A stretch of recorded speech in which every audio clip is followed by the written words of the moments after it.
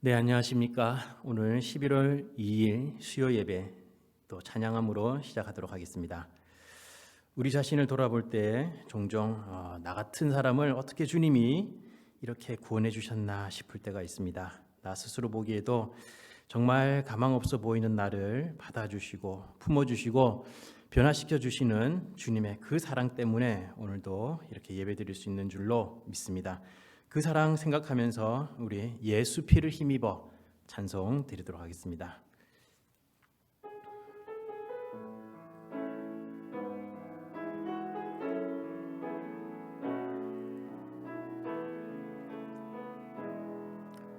주의 보좌로 나갈 때에 어떻게 나가야 할까? 나를 구원한 주의 십자가 그것을 믿으며 가네. 자격 없는 내 힘이 아닌 오직 예수님의 보혈로 자격 없는 내 힘이 아닌 오직 예수님의 보혈로 십자가의 보혈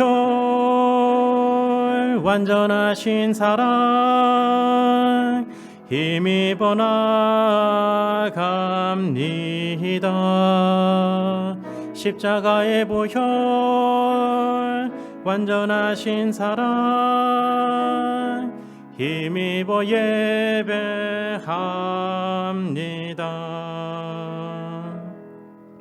주의 보좌로 나갈 때에 나 여전히 부족하나. 나를 품으신 주의 그 사랑 그것을 믿으며 가네. 자격 없는 내 힘이 아닌 오직 예수님의 보혈로 자격 없는 내 힘이 아닌 오직 예수님의 보혈로 십자가의 보혈 완전하신 사랑 힘입어 나갑니다. 십자가의 보혈 완전하신 사랑 힘입어 예배합니다. 십자가의 보혈 십자가의 보혈 완전하신 사랑 힘입어 나갑니다. 십자가의 보혈 완전하신 사랑 힘입어 예배합니다.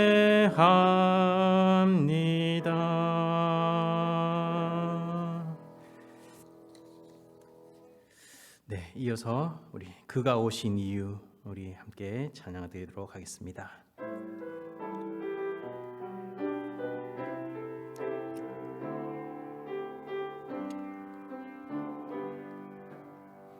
이 세상 가장 아름다운 순종의 눈물 온 세상 다시 빛나게 한 생명의 눈물 그가 이 땅에 오신 이유 죽어야 살게 되고 져야만 승리하는 놀랍고 영원한 신비 지으신 그대로 회복시키 우리의 창조주 그리스도 십자가의 길로 아버지 뜻 이루셨네. 그가 이 땅에 오신 이유 이제 우리에게 맡겨진 그 소망 그 사랑 그 생명 아름답고 눈부신 십자가의 길 우리가 이 땅에 살아갈 이유 그가 이 땅에 오신 이유 그가 이 땅에 오신 이유 죽어야 살게 되고 져야만 승리하는 놀랍고 영원한 신비 지으신 그대로 회복시킨 우리의 창조주 그리스도 십자가의 길로 아버지 뜻 이루셨네. 그가 이 땅에 오신 이유 이제 우리에게 맡겨진 그 소망 그 사랑 그 생명 아름답고 눈부신 십자가의 길 우리가 이 땅에 살아갈 이유.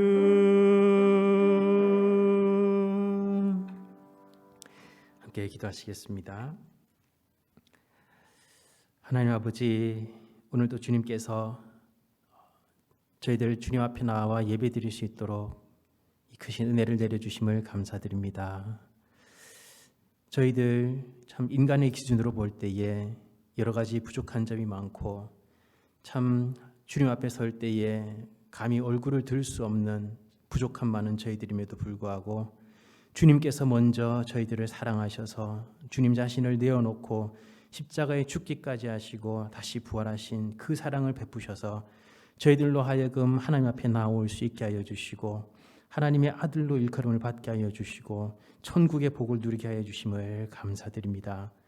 주님, 그 사랑을 받은 자로서 이제 나도 그 사랑으로 내 주위에 있는 사람을 사랑하게 하여 주시고 돌아보게 하여 주시고 품게 하여 주시옵소서. 오늘 이 예배 시간을 통해서 주님께서 말씀을 주실 때에 그 음성에 귀 기울이는 저희들 되게 하여 주시고 성령께서 역사하셔서 저희들 마음에 감동시켜 주시고 감화시켜 주시고 변화를 일으켜 주시옵소서. 마치는 시간까지 성령님께서 인도해 주시길 원하옵고 우리 주 예수님 이름으로 기도합니다. 아멘. 네, 오늘 함께 보실 말씀은 누가복음 5장입니다.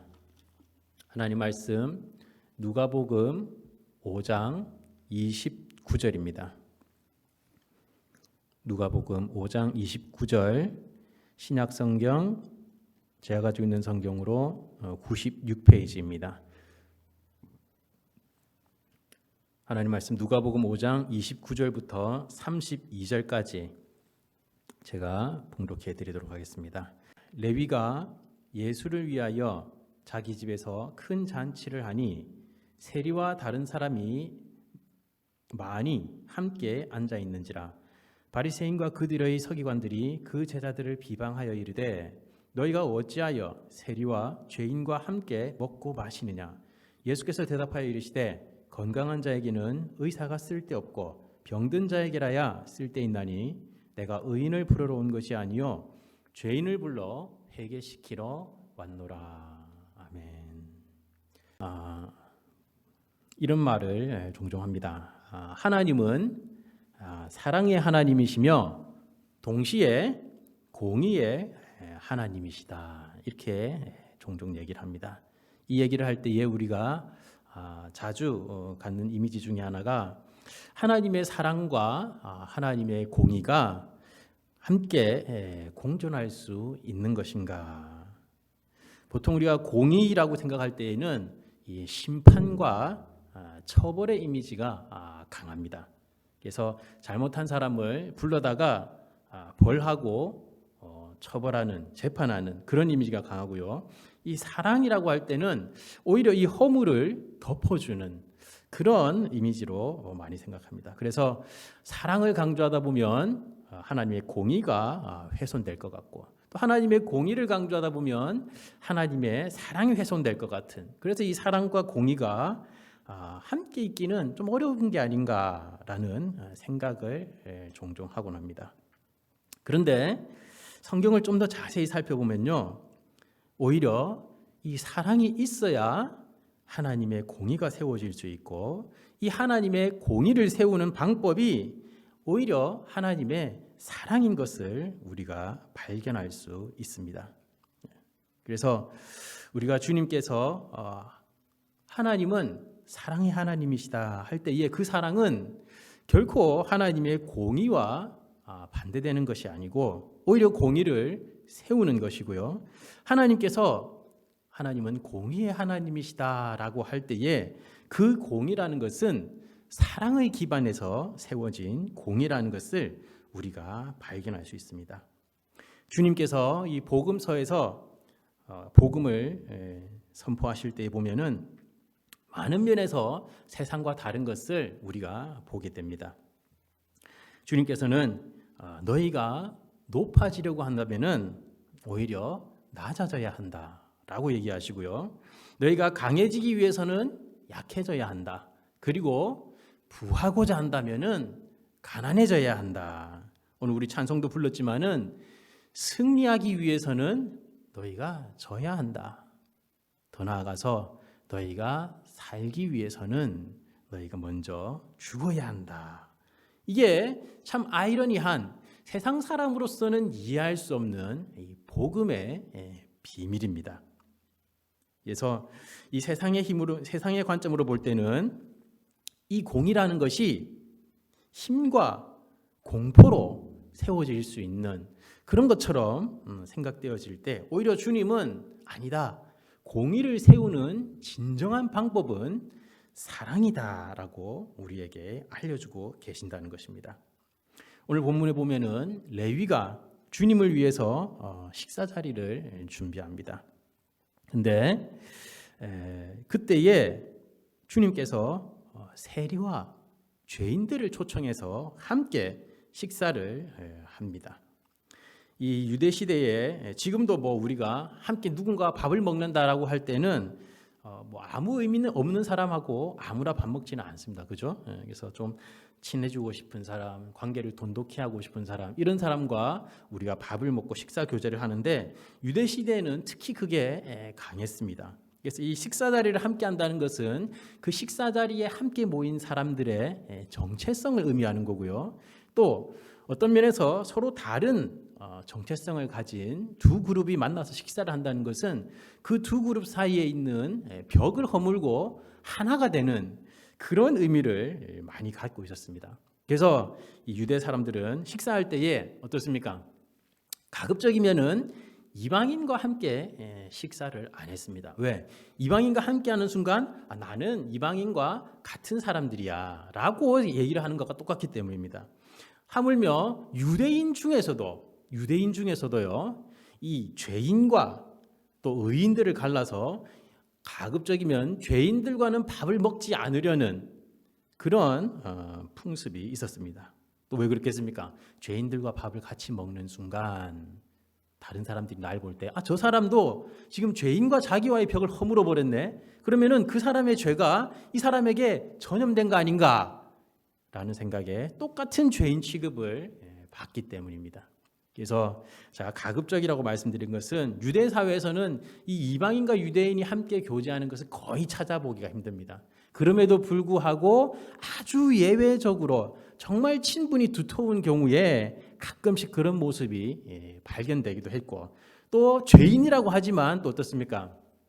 막상 그 죄인이 내 가족이 되면 또 이렇게 또 따로 밥을 앉아서 먹기가 그렇기 때문에 한 번씩 이렇게 가끔씩 함께 밥을 먹는 모습이 있었기 때문에 가급적이라고 말씀드렸지만은 정말 이 유대 사회에서 오늘 이 예수님처럼 죄인과 세리들과 함께 유대인들이, 특히 유대인들의 지도자급에 있는 사람들이 함께 밥을 먹는 일은 거의 불가능한 일이었고, 또 그렇게 했을 때에 그 지도자들은 죄인들의 취급을 받기도 했다는 겁니다. 그래서 예수님께서 이렇게 죄인과 세리들과 함께 밥을 먹으니까 이 바리새인과 서기관들이 예수님을 비난하는 것을 우리가 볼 수 있습니다. 그래서 30절에 보면은 예수님을 비방하기를 너희가 어찌하여 세리와 죄인과 함께 먹고 마시느냐, 이거 잘못된 거 아니냐, 너도 그들과 한 통속 아니냐, 이걸 얘기하고 있다는 겁니다. 그런데 주님께서 누가복음 5장 32절에 보면은 뭐라고 얘기하십니까?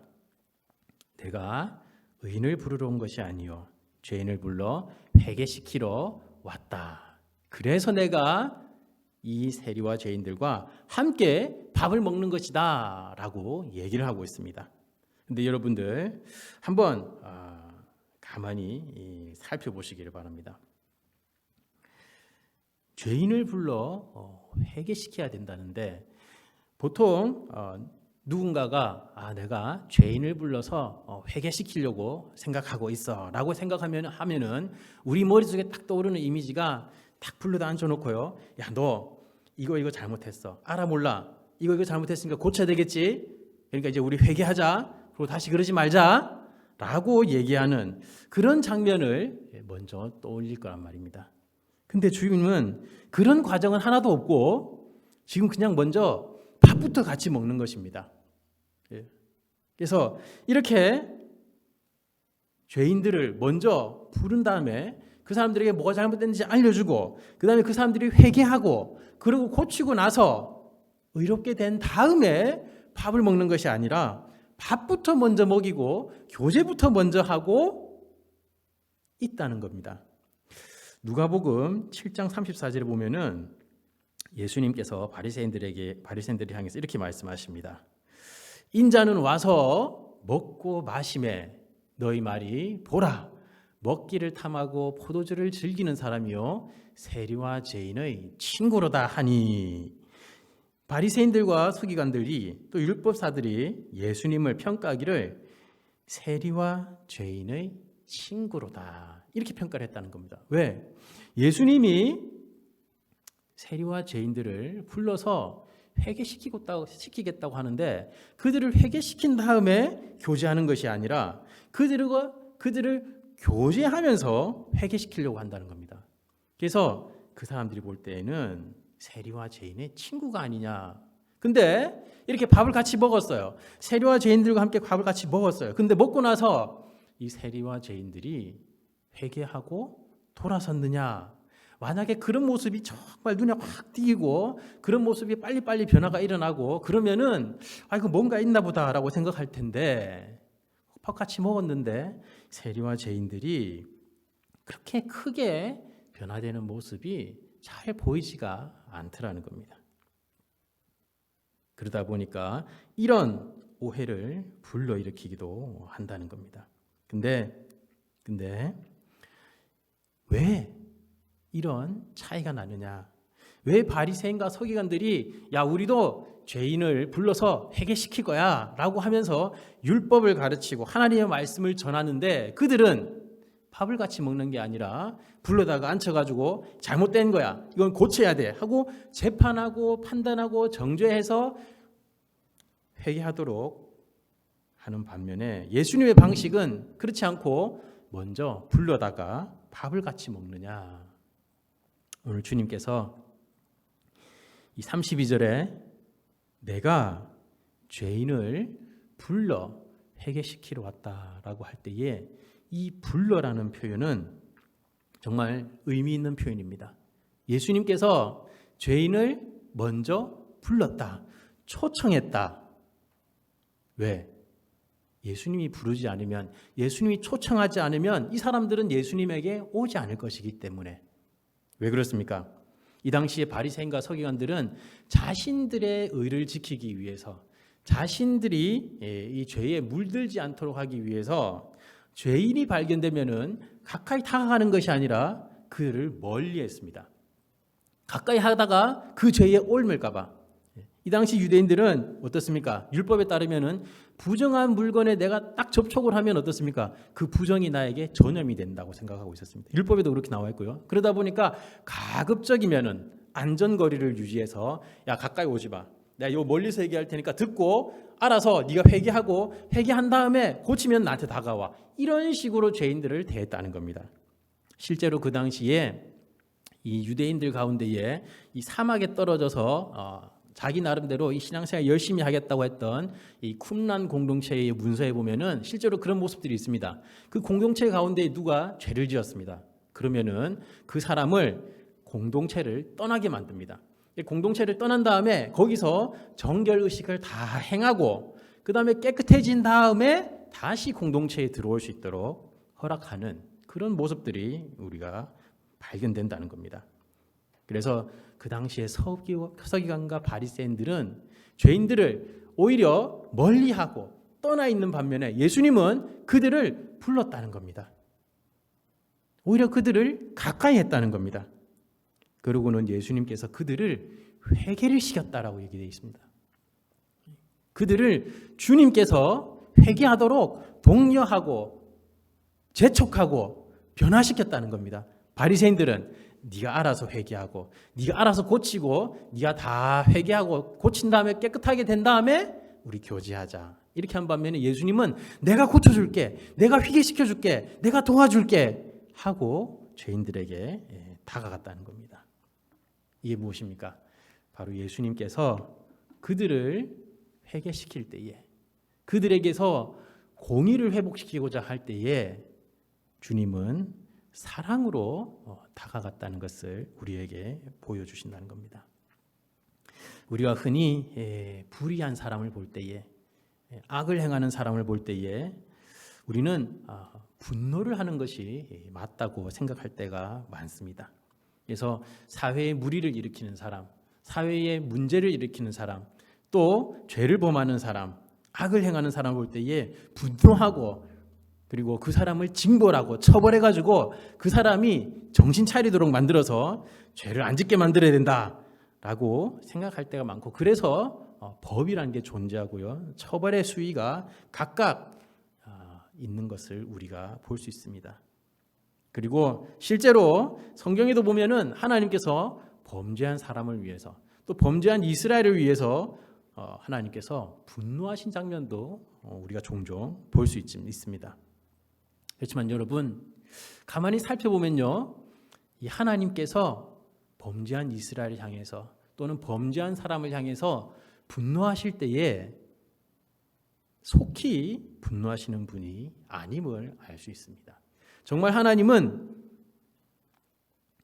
참고 기다리고 기다리시다가 정말 더 이상 기다렸다가는 이 사람이, 이 민족이 멸망하겠다 싶을 그때에 분노하시는 하나님의 모습을 우리가 볼 수 있습니다.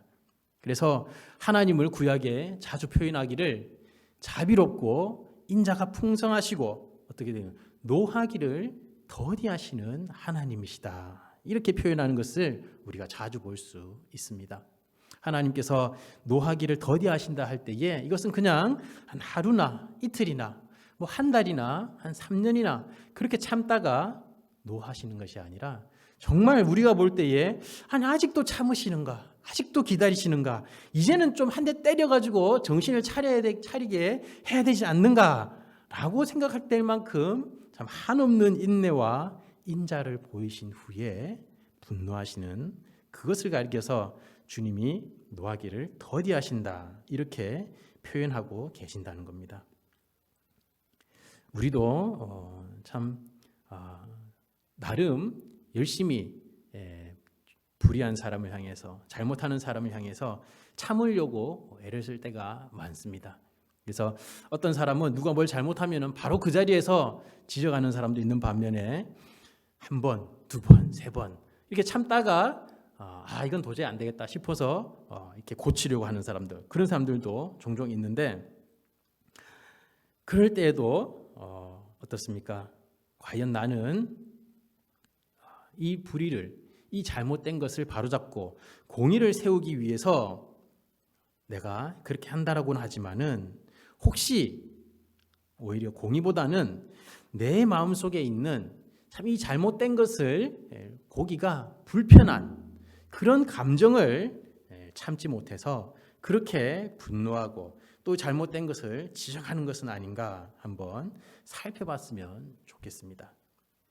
주님께서 이스라엘을 향해서, 주님께서 죄 지은 사람을 향해서 분노하실 때에 그 분노는요, 하나님께서 단순히 나는 네가 죄 짓는 꼴이 보기 싫어, 나는 네가 죄 짓고 잘못하는 모습을 볼 때마다 복장이 터져 죽겠어, 도저히 못 참겠어, 나 참으려고 했는데 참을 수가 없어 라는 마음으로 분노하시는 게 아닙니다. 물론 하나님께서 참 그런 잘못된 모습, 우리가 하나님 앞에 범죄하는 모습을 볼 때에 참기 힘드십니다. 그리고 그것을 견디기가 쉽지 않습니다. 심지어 하나님은 나는 불의와 함께 있을 수가 없다라고까지 말씀하십니다.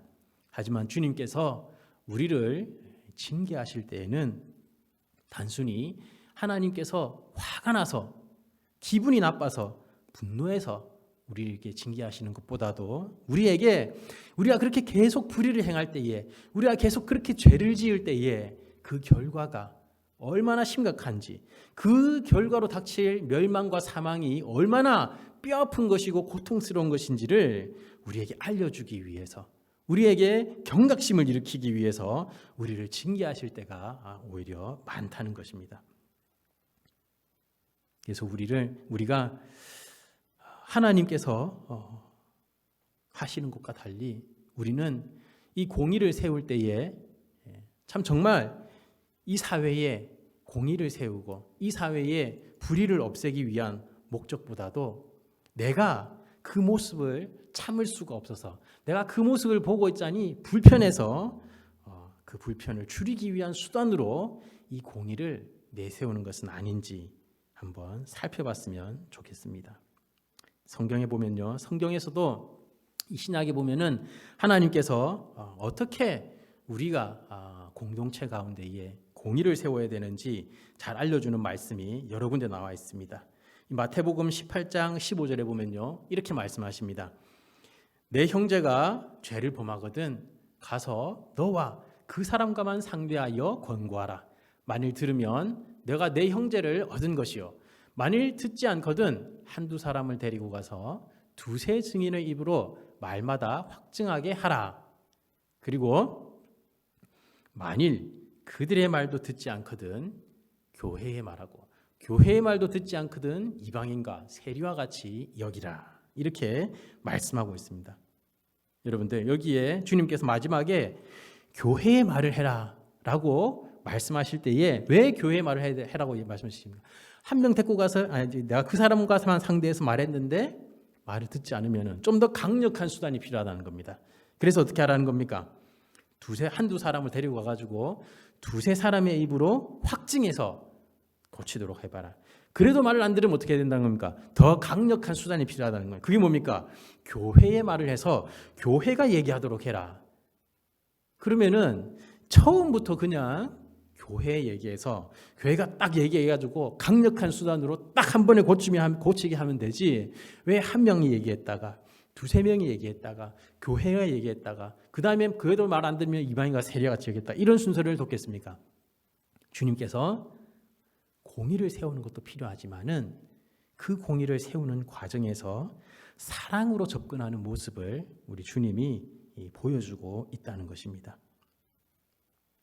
그래서 여기에 심지어는 말하기를 교회의 말도 듣지 않을 때에는 이방인과 세리와 같이 여겨라 라고 얘기할 때에 우리가 자칫 잘못 생각하면은 그러면은 이제 이 사람이 교회의 말도 듣지 않았으니까 이제 안 믿는 사람처럼 막대하고 미워하고 쳐내고 외면하고 왕따시키고 그래도 되는 건가? 라고 생각하고 싶지만은 여기서 이방인과 세려같이 여기라는 것은 그런 뜻이 아니라 이제 이 사람은 교회의 말도 듣지 않는다면은 정말 우리가 전도해야 될 예수 안 믿는 사람과 같은 존재다. 그래서 너희들이 이제는 전도하는 사람을 위해서 정말 특별한 관심과 사랑으로 그 사람을 돌보는 것처럼 이제 이 사람을 돌봐야 된다라는 말씀이지, 결코 이 사람을 이제는 너희 말도 안 듣고 두세 사람의 말도 안 듣고 교회 말도 안 들었으니까 이제는 왕따시켜버려, 외면해버려, 상대도 하지 마, 이런 뜻이 아니라는 겁니다. 더 나아가서 갈라디아서 6장 1절에 보면은 바울이 이렇게 얘기합니다. 형제들아, 사람이 만일 무슨 범죄한 일이 드러나거든 신령한 너희는 온유한 심령으로 그러한 자를 바로잡고 너 자신을 살펴보아 너도 시험을 받을까 두려워하라. 이 말하죠. 만일 어떤 범죄한 일이 드러날 때에 온유한 심정으로 바로잡아라. 그 사람을 사랑하는 마음으로, 그 사람을 따뜻하게 품음으로 그 사람이 바로 설 수 있도록 하라. 이렇게 말씀하고 있는 걸 볼 수 있습니다. 데살로니가 후서 3장에도 보면은 주님께서 바울이 얘기하기를 누가 이 편지에 한 우리 말을 순종하지 아니하거든 그 사람을 지목하여 사귀지 말고 그로 하여금 부끄럽게 하라. 그러나 원수와 같이 생각하지 말고 형제같이 권면하라 라고 얘기하고 있습니다. 앞에 14절만 볼 때는 우리가 그렇지 당연히 이렇게 해야 되는 거지 라고 생각하기 쉽습니다. 범죄한 사람을 볼 때에, 말 안 듣는 사람을 볼 때에 상대도 하지 말고 부끄럽게 만들어가지고 이 사람이 돌아오게 해야 된다라고 생각하는데 그 다음에 바울이 한 가지 단서를 더 답니다. 원수와 같이 생각하지 말고 형제와 같이 권면해라. 우리가 사귀지 않고 부끄럽게 만드는 과정 속에서 나도 모르게 그 사람을 원수처럼 대할 수 있다는 겁니다. 근데 그게 아니라는 겁니다. 그 사람이 범죄한다 그래서 그 사람을 원수처럼 대해가지고 미움과 분노와 처벌로만 바로 세우려고 하지 말라는 겁니다. 너희들이 형제와 같이 권면하는 자세를 유지해야 된다는 겁니다. 왜 우리가 불의한 자를 이렇게 사랑으로 대해야 하나? 어서 빨리 그 사람이 바로 설 수 있도록 좀 강력한 처벌과 대처를 통해서 이 사람이 빨리 돌아오게 하는 게 그 사람을 위해서도 낫고 나를 위해서도 나은 게 아닌가? 오히려 사랑으로 대했더니 그 사람이 더 많은 피해를 일으키고 그 사람이 더 늦게 돌아오고 이 공의를 일으킨다고 하는데 오히려 그 공의가 세워지지 않는 모습을 더 많이 발견하지 않은가라고 생각할 수 있습니다. 하지만 우리는 종종 사랑에서 나오지 않은 정의감이 쉽게 폭력적으로 변하고 강압적으로 되어서 반발과 부작용이 발생하는 것을 자주 목격합니다. 우리가 죄 지은 사람을 대할 때에 지적하고 책망하고 처벌하는 데에만 초점을 두고 어서 빨리 고쳐야지라고 생각하고 고치려고 할 때에 그 사람이 그렇지요, 내가 잘못했습니다, 이제 다시는 안 그러겠습니다 라고 그 자리에서 바로 고치고 회개하고 바로 서기보다는 오히려 자기 자신을 합리화하고 오히려 반발하고 화를 내고 심지어는 넌 잘하냐, 너는 얼마나 잘하는지 보자라고 생각할 때가 종종 있다는 겁니다. 그래서 우리가 이렇게 강압적으로 또 힘으로 그 사람을 고치고자 할 때에 당장 겉모습은 어떻게 변화가 있는 것 같고 고쳐진 것 같을지 몰라도 그 사람의 내면은 전혀 고쳐지지 않은 채 오히려 그 사람의 안에는 분노와 화가 더 강하게 생기고 그래서 공의가 세워지기보다는 나중에 더 큰 부작용이 발생하는 것을 우리가 종종 봅니다. 그런데 우리 주님은 그런 우리에게 이렇게 말씀하십니다.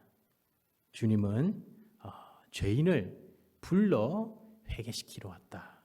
주님은 그 죄인과 불의를 행하는 자들을 볼 때에 사랑으로 기다려 주셨습니다. 주님은 그런 자들에게 먼저 찾아오셨습니다. 주님은 그런 자들을 위해서 먼저 낮아지셨습니다. 그리고 먼저 희생하셨습니다.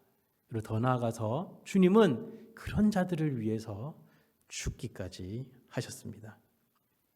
주님은 능히 공포로 우리를 다스리고 우리를 회개시키려고 하면은 충분히 그렇게 할 수 있는 분이십니다. 주님께서 십자가에 못 박히시기 전에 이 군인들이 주님을 잡으러 왔을 때에 베드로가 칼로 그 군인들을 칠 때에 주님께서 내가 마음만 먹으면은 12영도 더 되는 천사를 불러다가 지금 여기 있는 군인들 다 쓸어버리고 내 왕국을 건설하는 게 쉽지 않을 것 같냐? 내가 하려면은 얼마든지 그렇게 할 수 있는데 그렇게 안 하는 거다. 왜? 주님은 공포로 우리를 회개시키고 우리를 변화시키고 굴복시키기를 원하지를 않기 때문입니다.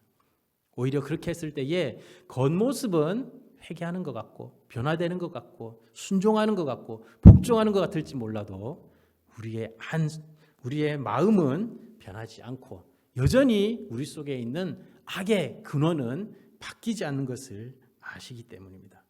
그래서 주님은 우리를 그 큰 사랑으로 감동시키시길 바라시고 그 감동에 의해서 우리가 주님 앞에 자발적으로 나아오고 자발적으로 내려놓고 자발적으로 순종하도록 하고 싶으신 것입니다. 그게 주님이 베푸신 사랑의 힘입니다. 로마서 14장에 보면은 사도 바울이 이렇게 얘기합니다. 믿음이 연약한 자를 너희가 받되 그의 의견을 비판하지 말라. 어떤 사람은 모든 것을 먹을 만한 믿음이 있고 믿음이 연약한 자는 채소만 먹느니라.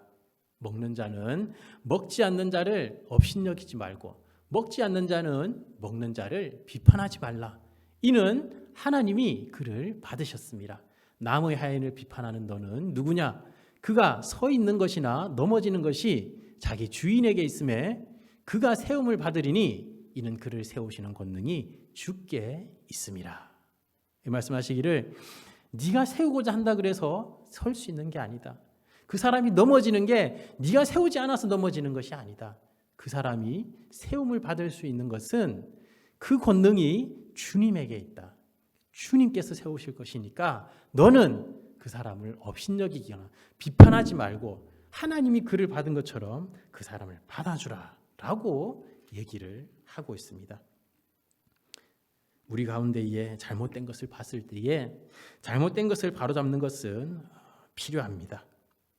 그러나 사랑 없이 바로잡으려고 할 때에 겉보기에는 바로잡힌 것 같지만은 오히려 그 속에는 더 큰 문제가 자라고 있는 것을 우리가 종종 볼 수 있습니다. 우리는 똑같은 잘못을 저지르고 있음에도 불구하고 나에 대해서는 정말 관대한 반면에 다른 사람에 대해서는 오히려 박한 기준을 내세우는 모습을 종종 봅니다. 그래서 이 세상 사람들은 이 내로남불이라는 표현을 자주 쓰죠. 이게 한자어 같은 느낌을 받을 때가 종종 있는데 뭡니까? 내가 하면 로맨스고 남이 하면 불륜이다. 이런 표현을 우리가 내로남불이라고 표현하는데 뭘 의미합니까? 똑같은 죄를 지었는데 내가 할 때는 그럴 만한 이유가 있다라고 생각하는 겁니다. 그리고 내가 그 죄를 반복해서 지음에도 불구하고 어떻게 생각합니까? 나는 연약해서 그런 거지 내가 원래 그러고 싶어서 그런 게 아니야 라는 마음으로 나의 잘못에 대해서 관용적일 때가 많지만은 똑같은 잘못을 다른 사람이 할 때에는 그렇게 관용적인 자세로 보지 않고 저거 저러면 안 되는데 어떻게 사람이 저럴 수가 있지 라는 마음으로 바라볼 때가 많다는 겁니다. 그래서 그 사람을 고치고 싶고 그 사람을 지적하고 싶고 그 사람에게 강압을 가해서라도 그 사람을 바로 잡고 싶을 때가 많은데 많은 경우에 그 사람에 대한 사랑 때문에 그런 것이 아니라 내가 그걸 보기 싫으니까 내가 그걸 보는 게 불편하니까 내가 그것이 싫으니까 나 편하고자 내 마음 편하고자 그 사람에게 그렇게 할 때가 많다는 겁니다. 심지어 우리 자식들에게도 어떻습니까? 우리 자식을 지도함에 있어서도, 자녀들을 지도함에 있어서도 우리가 그런 마음으로 자녀를 지도할 때도 종종 봅니다. 그러다 보니까 자녀와 부모 사이에 갈등이 발생하고, 그리고 그 결과 자녀와 부모 사이의 관계가 악화되어지는 그런 모습들도 많이 보고 있다는 겁니다. 그러다 보니까 요새는 거기에 대한 인식이 좀 많이 생겨서 많은 부모들이 이제 참아주고 기다려주고 또 권면하고 이런 모습들도 많이 보이고 있는데, 이제 자녀와 부모 관계뿐만 아니라 다른 모든 공동체와의 관계에서도 그런 모습들이 좀 더 발전해야 되지 않을까, 좀 더 많이 발견되어야 되지 않을까 생각되어집니다. 우리가 불의를 발견했을 때에 그 사람을 향해서 사랑으로 다가갈 때에 내가 보지 못했던, 내 눈에는 안 보이던 불의의 뿌리까지도 치유되는 역사가 일어날 줄로 압니다. 그것은 내가 무슨 능력이 있어서, 내가 무슨 기술이 있어서 그런 것이 아니라 내가 그렇게 사랑으로 다가갈 때에 우리 가운데 역사하시는 성령님이 역사하셔서 그런 일이 일어난다고 믿습니다. 하지만 우리가 내 편하기 위해서, 내 마음이 편하기 위해서 그 사람을 향해서 성급하게 고치고자 나아갈 때에 오히려 성령님께서 하고 계시는 그 역사에 우리가 방해가 될지도 모릅니다.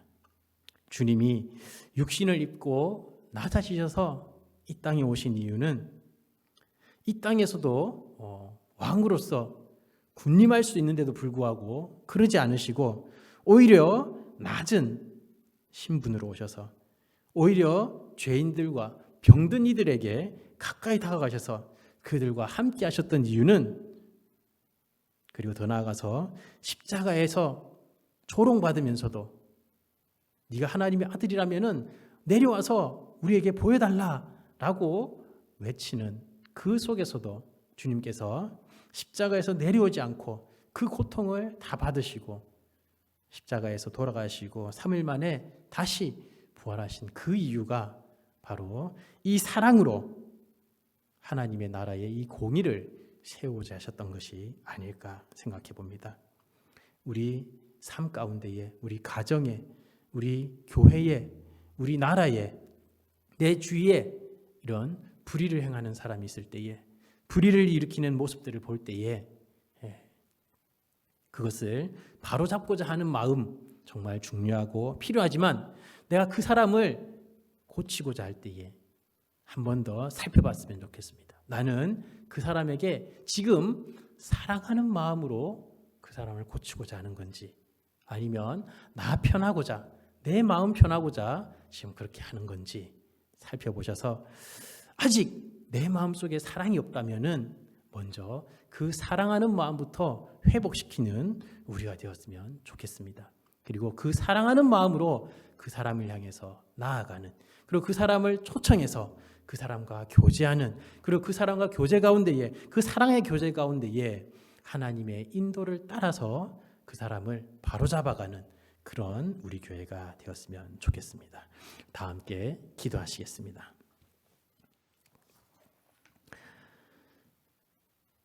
하나님 아버지, 주님께서 이 땅에 오셔서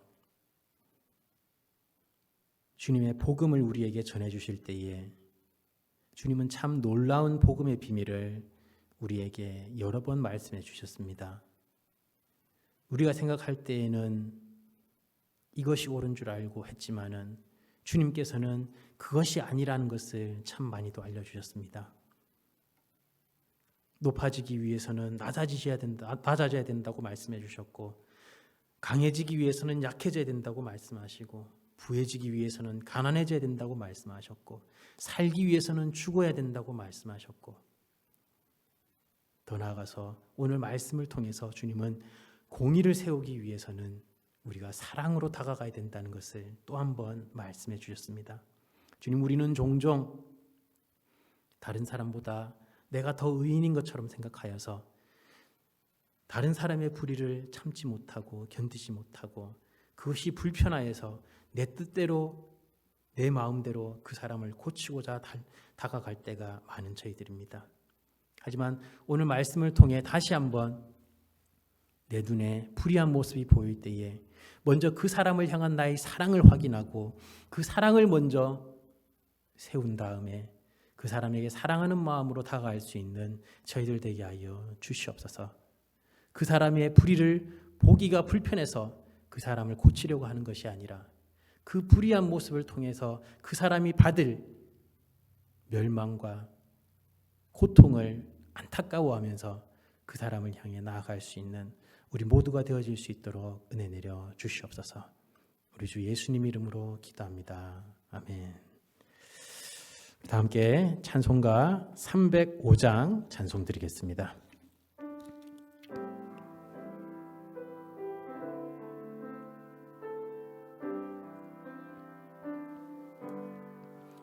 나 같은 죄인 살리신 주의 놀라워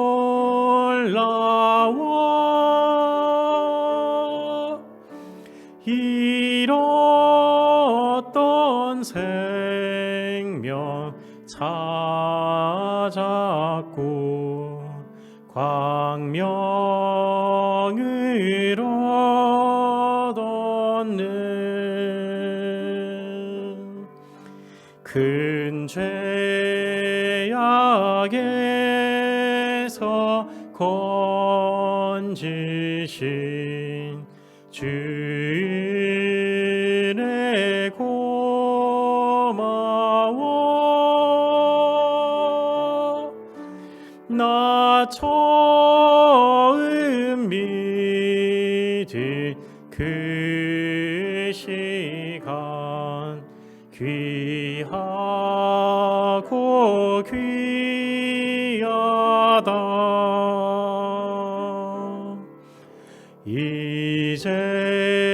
이제껏 내가 산 것도 주님의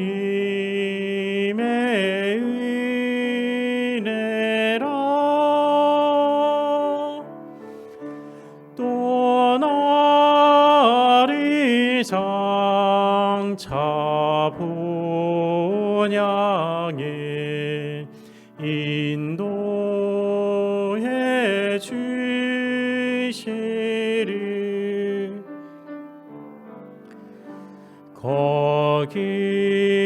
거기서 우리 영원히 주님의 은혜로 해처럼 밝게 살면서 주 찬양하리라.